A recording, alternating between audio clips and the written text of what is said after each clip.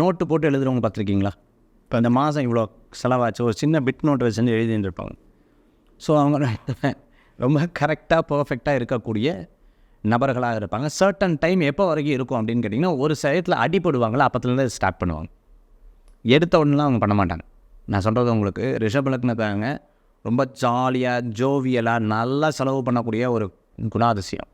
But எப்போ மாறுவாங்கன்னு ஒரு அடி விழுகும்ல, அப்பத்துலேருந்து அவங்க லைஃபே சேஞ்ச் ஆகும், லைஃபே மாறும் அவங்களுக்கு.